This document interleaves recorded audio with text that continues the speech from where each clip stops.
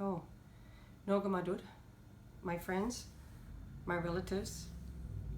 In our culture, first of all, when we say Nogamadud, it means we are related to everyone. And so today I'd like to talk a little bit about Orange Shirt Day and about residential schools. I have just a short video to tell you a little bit, but I want to tell you how traumatic it was for the children that went to these schools.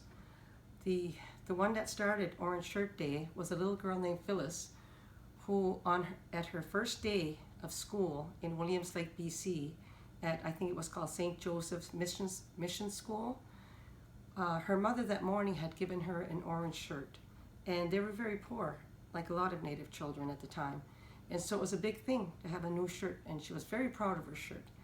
When she went to school, the first thing they did was they told her she has to take off that shirt and whatever she had on, and then they gave her a uniform to wear, and she says how years later it still affects her. She's grown now, and how she never feels good enough or worthy. And so a lot of these children that went to residential schools, they were stripped of their culture, they were stripped of their language, self-esteem. They were made to feel no good or not good enough. My dad went to residential school from the age of 6 till 16 when his parents died, him and his 8-year-old brother and his 4-year-old brother.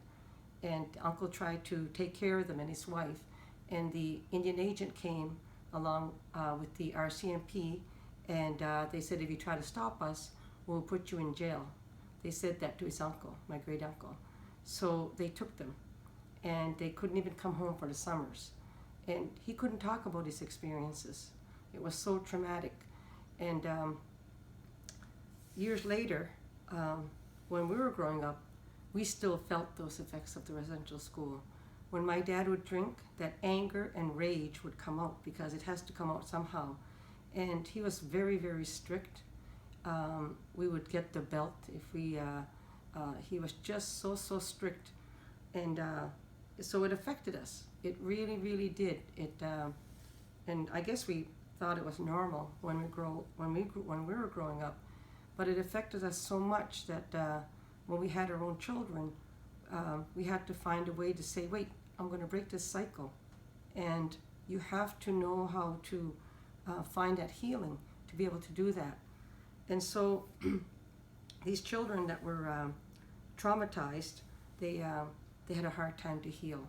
And so it has affected thousands of children throughout the land, Native children, of the ones that whose parents went to residential school. Many children died in those schools. Many never came home. They died of disease, just really lack of love, and they didn't even call them by their first names. They used numbers. They were like cattle. And so it really has affected our people. So Orange Shirt Day is to remember the ones that went to residential school, all the ones that never made it home, the ones that are died there. Many we don't even know where they're buried. And like I said, it's real. It affected us. It's still affecting the descendants of those schools today. So my prayer is for all of you that went to the school, all the living descendants, all of your families, all of your descendants, and to just to send you good thoughts and good prayers. And I'd like to sing just a short little song, which reminds me this was my dad's rebel song. I'm just going to sing one part. From the Indian reservation, taken to the residential schools. Well, they're going to educate me to the white man's golden rule, and I'm learning very quickly, for I've learned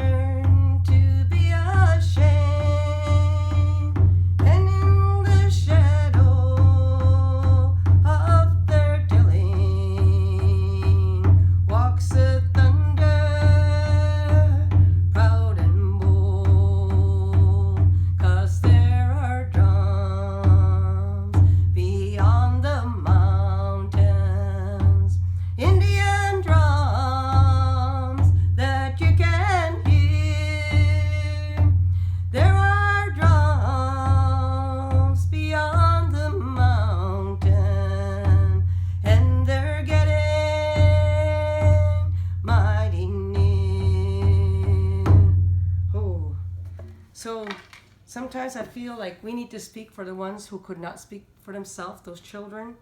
There are many more verses to that song. There are many, many more parts to this story. But all across Canada, I want to inform all of you, it was not a good place to be. It was like they were trying to kill the spirit of our children. And children, all children matter. All children are sacred. And like I said, we still feel that today. And I don't want to end this in a negative. I want to leave you with a smile. And I want to leave with a smile. And so we are still here. We are survivors, and we are still here. And so for that, I give thanks. And I give thanks for this little bit of time with you. Aho, walalio, nogama.